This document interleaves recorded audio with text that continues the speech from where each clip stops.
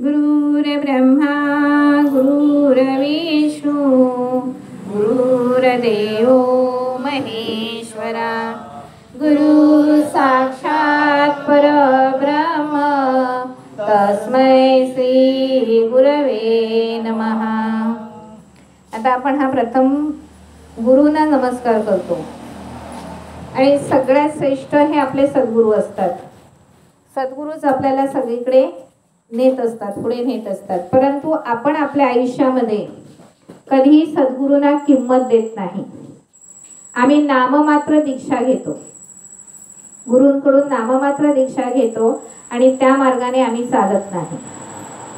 कारण गुरुचं काय महत्त्व आहे, जेव्हा आपण गुरुचरित्राचं पारायण करू तेव्हा आपल्याला त्यात जास्त कळेल। गुरु आपल्याला काय करू शकतात आणि गुरु आपल्याला कुठे नेऊ शकतात। पण आताच्या काळामध्ये तथाकथित जर सगळ्या समाजामध्ये विचार केला तर जे खरंच सद्गुरू आहेत ते समोर येत नाहीयेत, प्रकाशामध्ये येत नाहीयेत। पण जिथे मात्र बाजारीकरण सतत चाललेलं आहे ते मात्र सगळे प्रकाशामध्ये असतात। आपण काय करतोय, जे दिसतंय त्याच्यामध्ये मागेच फक्त लागतो, ते सत्य आहे का हे पाहत नाही। कधी पडताळून पाहतोय जे दिसतंय तेच खरं आहे का, ते दिसतंय मानलं खरं आहे आणि तेच गृहीत धरून पुढे जातो। आता त्याच्यामुळे काय होतं, त्याच्यामुळे आपली नेहमीच फसगत होते। सत्य हे आपल्याला कधीच कळत नाही आणि आपली फसगत झाल्यानंतर परत आपण नशिबाला दोष देतो। हे असं का घडतं, कारण आपण भौतिकामध्ये जे बाह्य रूप आहे, बाह्य रूपाला फक्त भुलले जातो। आणि बाह्य रूपाला भुलण्याचं म्हणजे काय, सगळ्यात जास्त महत्त्व आपण कशाला देतो सध्याच्या काळामध्ये, स्टँडर्ड, स्टेटस, पैसा, बरोबर ना। मग स्टँडर्ड काय आहे, त्याच्याकडे गाडी कुठते आहे, त्याच्याकडे तो कसा राहतो, कपडे काय आहेत, बरोबर, या दृष्टीने महत्त्व आपण देत असतो। पण त्याचे विचार काय आहे, त्याचं ज्ञान काय आहे आणि तो कसा वागतो, त्याचं वागणं कसं आहे, त्याच्या अंगी कोणते गुण आहेत याचा आपण कधीही विचार करत नाही। तो फक्त पैशाने किती श्रीमंत आहे, तो बाह्य दिसतोय, तो खूप छान दिसतोय, खूप मस्त कपडे घातलेत, बरोबर, खूप सुंदर दिसतोय, काय प्रेझेंटेशन आहे त्याचं, हा एवढाच विचार करतो। पण सत्य आपण बघत नाही। मग याच्यामध्ये आपल्याला स्वामी काय नेहमी शिकवतात, मी नेहमीच सांगते, आचरण हे सगळ्यात जास्त महत्त्वाचं आहे। आणि महाराज काय सांगतात, तुम्ही कधी बदलू शकाल, जर तुम्ही तुमचे विचार बदललेत तर, तुमची विचार करण्याची दिशा बदलली तरच तुम्ही बदलू शकता, अन्यथा तुम्ही बदलू शकत नाही। म्हणून महाराज म्हणतात, विचार बदला नशीब बदलेल। जोपर्यंत आपण विचार बदलत नाही तोपर्यंत आपलं नशीब बदलणार नाही। का, कसं होऊ शकतं सांगा, जर दिसतंय समोर अगदी स्वच्छ, वरून स्वच्छ पाणी दिसतंय, मस्तपैकी कमळं उगवलेली आहेत आणि त्याच्यामध्ये कमळ काढायला गेल्यानंतर जर त्या पाण्यात उतरल्यानंतर काय आहे, खाली चिखल आहे, वरून स्वच्छ पाणी दिसतंय ना। पण हेच आहे, मग ते फक्त आपण वरून दिसतंय तेवढं बघतो, आतमध्ये काय आहे हे शिरत नाहीयेत। म्हणजे काय दिसतं, आता वरून आपण स्वच्छ पाणी दिसतोय, वाकून बघितल्यानंतर काय दिसणार, आपला चेहरा दिसतो, प्रतिबिंब दिसतं, म्हणजे खूप छान आहे। आणि ह्या प्रतिबिंबालाच आपण भुलत असतो, सत्य रूपाला बघत नाही। एकदा काय होतं, पूर्वीच्या काळाची पुन्हा एक प्रतीक रूप म्हणून कथा सांगते तुम्हाला। राजे राजवाड्यांच्या कथा आहेत सगळ्या। राजा असतो आणि महालात राणी असते त्याची आवडती। आता दागदागिने राजा म्हटल्यानंतर काय बघायलाच नको, हिरे मोती माणिक, आणि राणी केस विसरत असते महालामध्ये आणि तिच्या गळ्यामध्ये कंठा असतो माणकांचा, हिऱ्यांचा, ती काढते आणि बाजूला ठेवते आणि केस विसरत असते। तर वरती गच्चीवरती असते, तिकडून एक कावळा असतो, हिरे चमकत असतात, त्याला वाटतं काहीतरी खाण्यासारखी गोष्ट आहे म्हणून तो चोच मारून बघतो, उचलतो आणि तो घेऊन जातो। नंतर बघतो हे काय खाण्यासारखं नाही, एका झाडावर तो बसतो। झाडावर बसल्यानंतर काय होतं, तो उडून जातो आणि त्या झाडावरती तो तिथे हार लटकतो। आता इकडे राणीच्या नंतर लक्षात येतं, केस विसरून झाल्यानंतर, अरे माझा हार इथे कंठा ठेवला होता, तो कुठे गेला, ती शोधते, मिळत नाही। मग ती रडत रडत राजाकडे येते. राणीचा हट्ट तर राजाला पुरवायचा असतो. राणी म्हणते माझा कंठा हरवलाय, मला हवाय. राणीला राजा म्हणतो तुझ्याकडे एवढे सगळे दागिने आहेत, मग तोच कशाला हवाय तुला, दुसरे घाल. मग ती काय म्हणते नाही मला तोच पाहिजे म्हणून. मग राजा सगळ्या शिपायांना वगैरे कामाला लावतो की तिचा कंठा शोधून द्या म्हणून. राजवाड्यात सगळीकडे शोधतात, कंठा काही सापडत नाही. मग प्रधानाला बोलवतो, इतर मंत्र्यांना बोलवतो आणि सगळ्यांना सांगतो की तिचा कंठा शोधा आणि दौंडीही पिटवा. जो कोणी राणीचा कंठा शोधून देईल त्याला अर्ध राज्य देईल. आता आम्हाला कोणी सांगितलं तर बोलणार ना. आता इथे सगळेजण बसलेत, एखाद्याला फोन आला ताबडतोब मी तुझे 1 लाख रुपये आता देतोय. खरं खरं मला सांगा, ताबडतोब 1 लाख रुपये आता मी ते आणलेत, मी तुला देतोय, काय कराल? सगळं सोडून जाणार निश्चितच. कारण आम्ही फक्त भौतिकामध्ये अडकतो, आत्मिक सुखामध्ये अडकत नाही. आता अर्ध राज्य मिळणार म्हटलं तर सगळ्यांना, सैनिकांपासून प्रधानापर्यंत अगदी सगळ्यांना लालच सुटते. असं सगळीकडे फिरत असतात. एक आता मगाशी सुधारणे दिलं, तलाव नाला असतो, तळ असतं, त्या नालामध्ये तो हार खाली तिथे दिसतो. एका सैनिकाला तो हार त्या पाण्यामध्ये दिसतो. नाला असतो, तळ नसतं, नाला असतो. तो हार दिसतो. अरे वा, मला तर हार सापडला. सैनिक लगेच त्या नाल्यामध्ये उडी मारतो, हार शोधतो, हार गायब. सगळ्या घाण वास, सगळ्या अंगाला सगळ्या घाण चिखल लागलेला बाहेर येतो. दुसरी 4 माणसं येतात, ती बघतात खाली हार दिसतोय, जो तो येतो आणि नाल्यामध्ये उडी मारतो. सगळ्यांची अवस्था तीच, कोणालाही तो हार सापडत नाही. प्रधान येतो, अरे हे काय? तो पण बघतो, अरे खाली हार तरी ते दिसतोय. तो उतरतो, हार काय सापडत नाही. ही वार्ता राजाच्या कानी जाते. अशा त्या नाल्यामध्ये हार आहे. आता राजाला सुद्धा अर्ध राज्य द्यायचं म्हणजे जीवावरच ना. तर म्हणतो नको, आपणच जाऊया. दुसरं कोणाला हार सापडण्यापेक्षा मीच जाऊन हार काढतो. मग राजा काय करतो, स्वतः राजाचा पोशाख उतरवतो आणि नाल्यामध्ये उडी मारतो. सापडत नाही, तोही भार येतो.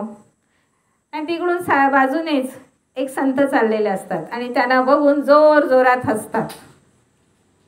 आता सगळ्यांना प्रश्न पडतो, हे संत हा का हसताय जोर जोरात?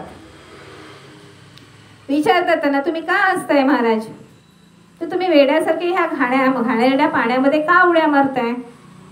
नाही महाराज, तो हार आतमध्ये आहे, आम्ही खाली उडी मारतोय पण आम्हाला सापडतच नाहीये. संत पुन्हा जोर जोरात हसायला लागतात. संत काय म्हणतात, मूर्खात, अरे वरती बघा, त्या झाडावर हार आहे. सगळे वरती बघता, झाडावर हार, आणि त्याचं प्रतिबिंब तुम्हाला खाली दिसतंय आणि तुम्ही त्या प्रतिबिंबाला भुललात आणि सगळे ह्या घाणीमध्ये अडकलात. सांगण्याचं तात्पर्य काय आहे? ह्या संसाराच्या घाणीमध्ये, ह्या प्रतिबिंबाला भुलून आम्ही ह्या घाणीमध्ये, ह्या डबक्यामध्ये खाली खाली खाली रुततच जातो आहे. बाहेर पडतोय का? नाही पडत. त्या प्रतिबिंबाच्याच मागे लागतोय, खऱ्या स्वरूपाच्या मागे आम्ही लागत नाही. खरं स्वरूप कुठे आहे? खरा आनंद कुठे आहे? सांगू शकताय खरा आनंद कुठे आहे? नामचिंतनामध्ये. असं नाही, मी असं नाही, तुम्ही नामचिंतन डोक्यात जरी घेत, मनाने मुखात घेत असाल, पण डोक्यात इथे काहीतरी घाण भरलेली आहे ना, कुठे आनंद आहे? जेव्हा हे तुमचं सगळं मडकं खाली होईल आणि फक्त तिथे फक्त आत्मिक शांतता असेल, समाधान असेल, तरच. आमच्या कितीही सांसारिक इच्छा पूर्ण झाल्या तरी नवीन इच्छा निर्माणच होत असतात ना. कुणाच्या थांबलेत का मला सांगा? मग आम्ही समाधानी आहोत का? ज्यावेळी आम्ही खऱ्या अर्थाने समाधानी होऊ, ज्यावेळी आम्ही खऱ्या अर्थाने समाधानी होऊ, त्याच वेळी आम्ही शांतपणे राहू शकतो, खरं सुख आम्हाला मिळू शकतो. पण प्रत्येकाने स्वतःला हा एक प्रश्न विचारा, आम्ही खरंच समाधानी आहोत का? मग समाधान कधी येऊ शकतं, केव्हा येऊ शकतं, ते महाराज त्यांच्या लीलेतून सांगतात काय करा ते. महाराज जेव्हा हिमालयामध्ये फिरत होते, हिमालयामध्ये बसले होते, एका झाडाखाली समाधीस्थ बसले होते. आणि तिकडून एक चिनी जोडपं झाडपाला शोधण्यासाठी फिरत होतं. आणि झाडपाला शोधत असताना महाराज असे बसलेले आहेत. महाराज कसे राहायचे? एडा गबाळासारखे राहायचे. मग त्यांना बघून ते विचित्रपणे हसतात. हे कोण आहेत? साधू आहेत की ढोंगी आहेत, विचित्र आहेत, असे त्यांना महाराजांना बघून ते चेष्टा करतात. चेष्टा केल्यानंतर ही लीला सांगण्याचं मुद्दाम तात्पर्य आहे. त्याच्यातून काय घ्यायचं ते तुम्ही विचार करा. तर मग हसतात, चेष्टा करतात.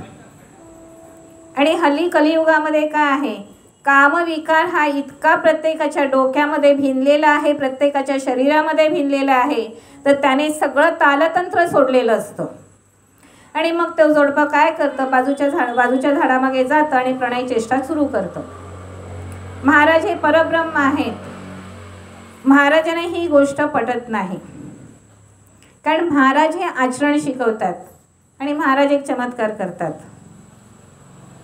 त्या स्त्रीचं रूपांतर पुरुषामध्ये करतात आणि पुरुषाचं रूपांतर स्त्रीमध्ये करतात. जेव्हा दोघांनाही आपापल्यामध्ये बदल झालेले दिसतात तेव्हा एकदम ते भानावर येतात. हे काय झालं? अरे, आपण त्या विचित्र दिसणाऱ्या माणसाला हे बोललो म्हणून तर झालं का? ते खरेच कोणीतरी मोठे साधू संन्यासी असावे. आणि मग ते महाराजांना शरण जातात. महाराजांची माफी मागतात. खऱ्या अर्थाने त्यांना पश्चाताप होतो. आणि महाराज इतके कनवाळू आहेत, जेव्हा आपण एखादी चूक करतो, आपल्याकडून कुठली चूक होते, गुन्हा होतो आणि आपल्याला जर खऱ्या अर्थाने पश्चाताप झाला तर लगेचच महाराज माफ करतात, आपल्यावरती खूप प्रेम करतात आणि आपल्याला नवीन धडा शिकवतात, पुढे वाटचाल करायला सुरुवात करतात. तेव्हा त्यांना ते सांगतात, चुकलात ते चुकलात, आता तुम्हाला खऱ्या अर्थाने पश्चाताप होतोय, एक काम करा, चिंतन करा, मग सुखी व्हाल. चिंतन करा म्हणजे सुखी व्हाल. आता त्यांनी चिंतन करा म्हणजे काय सांगितलं? पुन्हा महाराजांची गूढ भाषा. तुम्हाला काय वाटतं चिंतन करा म्हणजे काय सांगितलं असेल? चिंतन करा म्हणजे सुखी व्हाल. काय वाटतं तुम्हाला? बोला ना. चिंतन करा म्हणजे जी परमात्म्याची तत्व आहेत, परमेश्वराचं जे नाव आहे त्याचं चिंतन करा, त्याची जी तत्व आहेत त्याचं चिंतन करा, मनन करा, मग तुम्ही सुखी व्हाल. मुखाने आम्ही फक्त नाव घेतलं, परमेश्वराचं मुखाने नाव घेतलं आणि फक्त आमच्या देहामध्ये जे विकार भरलेत त्या विकारांच्या मागे आम्ही राहिलो तर आम्ही कधीही सुखी होत नाही. चिंतन करा म्हणजे जी परमेश्वराने तत्व सांगितले, जी बंधनं घालून दिले, जी कर्मसिद्धांत सांगितलंय त्याच्यावरती विचार करा आणि सातत्याने नाम घ्या. नाम घेतल्याने काय होतं माहिती आहे का? आपल्यामध्ये बदल होत जातात. येता जाता उठता बसता जेव्हा आपण नाम घेत राहतो तेव्हा बदल होतात. तेव्हा आपल्या शरीरातले एक एक विकार हळूहळू कमी होतात. आणि जरी विचार वाईट विचार डोक्यात येत असतील तेव्हा जर आपण परमेश्वराला प्रार्थना केली, हे स्वामी राया, हे माझ्या डोक्यात जे वाईट विचार येत आहेत ना ते येऊ दे नकोत, मी प्रयत्न करतो हे विचार येऊ न देण्याचे, तर त्याच्यासाठी मला तुमचा आशीर्वाद द्या, माझ्या प्रयत्नांना तुम्ही यश द्या. तुम्ही माझ्या डोक्यातले विचार काढून टाका म्हणून असं नाही म्हणू शकत.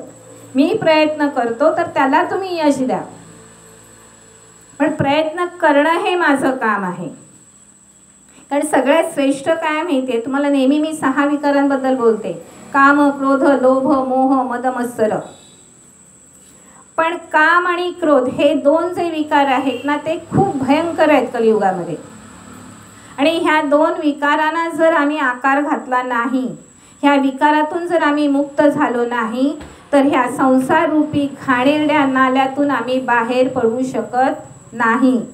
ते जसं हाराचं प्रतिबिंब आम्हाला दिसलं, ज्याला दिसतं सगळ्या लोकांना दिसलं, हे प्रतीक आहे, तसंच आम्ही फक्त ह्या भौतिक सुखाचं प्रतीक आम्हाला दिसतंय, ह्या शारीरिक सुखाचं आम्हाला हे प्रतीक दिसतंय आणि त्या शारीरिक सुखासाठीच आम्ही तळमळतोय. मग शारीरिक सुखामध्ये सगळं आहे का? तर खरं सुख कुठे असेल तर ते मानसिक सुख आहे. मनाला आनंद मिळेल ते सुख आहे. आणि कुठल्याही भौतिक गोष्टीमध्ये क्षणिक आनंद असतो. आताच म्हटलं 1 लाख कोणी दिले, धावत गेलो, आणायला गेलो परत येताना दुसरे कोणीतरी घेतले, मारले, पाकिट मारलं, गेला आमचा आनंद निघून. बरोबर आहे की नाही? क्षणिक आनंद आहे. किंवा आलो घरी, 1 लाखाला वाटा फुटलेल्या आहेत, अगोदरच डोक्यात चालू राहणार ना, अमुक अमुक अमुक अमुक अमुक, 1 लाख संपले. 8 दिवसात 1 लाख संपले. किती दिवस आनंद राहिला? राहिला का? नाही राहिला. मग कायमचा जर आम्हाला आनंद राहायचा असेल, कायम समाधानी राहायचं असेल, कायम सुखी राहायचं असेल, तर सगळ्या विकारातून आम्हाला बाहेर पडता आलं पाहिजे. आणि हे विकारातून आम्ही बाहेर कशामुळे पडू शकतो? फक्त नामाने. म्हणून महाराज सांगतात चिंतन करा. कोणाचं करा चिंतन? परब्रह्माचं चिंतन करा, त्याच्या तत्वांचं चिंतन करा, त्याचं नाव घेत राहा. आणि जेव्हा सातत्याने तुम्ही नाव घेत राहाल तेव्हाच तुमच्यातले विकार बाजूला होतील, अन्यथा तुमच्यातले विकार बाजूला होणार नाही. आणि वास्तव बघायचं म्हटलं तर हे विकार, हे नाव घेणं आमचं होतच नाही. होतं का? येता जाता होतं का? मुखाने नाव येतं का परमेश्वराचं? येतं. आणि त्याच्यामध्ये काय बदल होतात?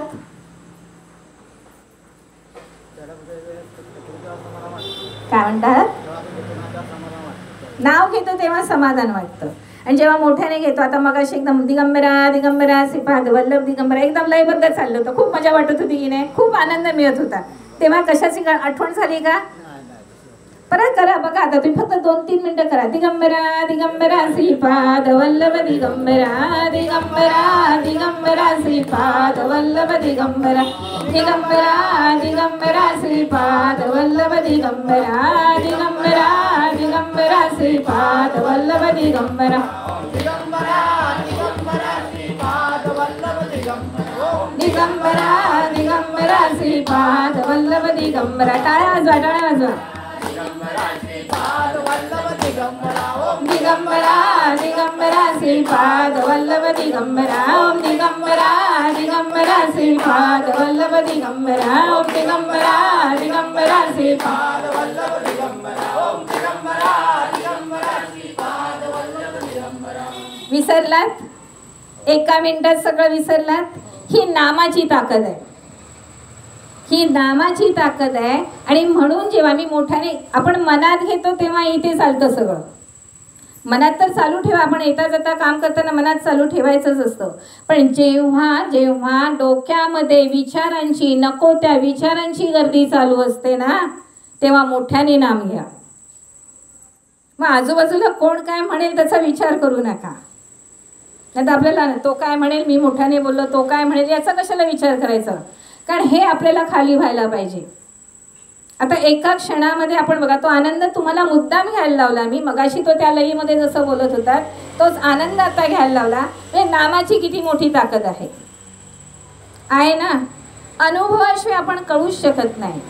मग आता विचार करा, मला कशामध्ये अडकायचं? संसार तर करायचंच आहे. महाराजांनी असं सांगितलं नाही आहे संसार सोडून परमार्थ कर, माझ्या मागे लाग म्हणून. महाराजांचं सगळ्यात महत्त्वाचं सांगणं काय माहिती आहे? खरी भक्ती कुठली आहे माहिती आहे? मागे पण त्या दिवशी सांगितलं तुम्हाला. संसारात असलेली तुमच्या अंगावरच्या सगळ्या जबाबदाऱ्या तुम्ही 100% परिपूर्ण पार पाडणं. तुम्ही तुमची कर्तव्य 100% पार पाडणं ही तुमची आहेत कर्तव्य. हा संसार, पण त्याच्याबरोबर संसारामध्ये गुंतू नका, अडकू नका. अलिप्त राहता आला पाहिजे. मग अशी कमळाचंच तुम्हाला उदाहरण दिलं. कमळाचं का उदाहरण दिलंय? चिखलातच आहे, पण त्याने लावून घेतला का चिखल? कमळाला चिखल लागतो का? मग कमळासारखं आम्हाला राहता आलं पाहिजे. निसर्ग आम्हाला हेच शिकवतो. मग कमळासारखं आम्हाला राहता आलं पाहिजे आणि आम्ही निसर्गाकडून हेच शिकत राहिलं पाहिजे. आणि तो प्रयत्न करा.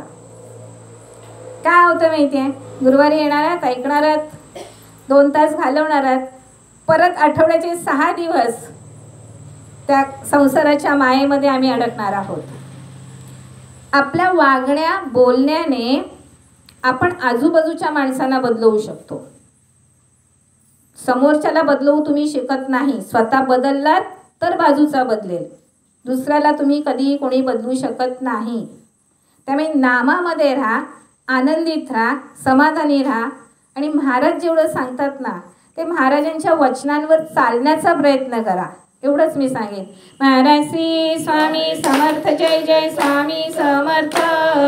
श्री स्वामी समर्थ, जय जय स्वामी समर्थ. महाराज श्री स्वामी समर्थ, जय स्वामी समर्थ.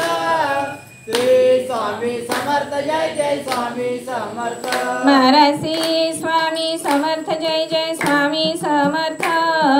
श्री स्वामी समर्थ, जय जय स्वामी समर्थ. महाराज श्री स्वामी समर्थ, जय जय स्वामी समर्थ. श्री स्वामी समर्थ, जय जय स्वामी समर्थ. महाराज श्री स्वामी समर्थ, जय जय स्वामी समर्थ. श्री स्वामी समर्थ, जय जय स्वामी समर्थ. महाराज श्री स्वामी समर्थ, जय जय स्वामी समर्थ. श्री स्वामी समर्थ, जय जय स्वामी समर्थ. अवधूत चिंतन श्री गुरुदेव दत्त. अवधूत चिंतन श्री गुरुदेव दत्त. अवधूत चिंतन श्री गुरुदेव दत्त. अवधूत चिंतन श्री स्वामी समर्थ. अवधूत चिंतन श्री स्वामी समर्थ. अवधूत चिंतन श्री स्वामी समर्थ.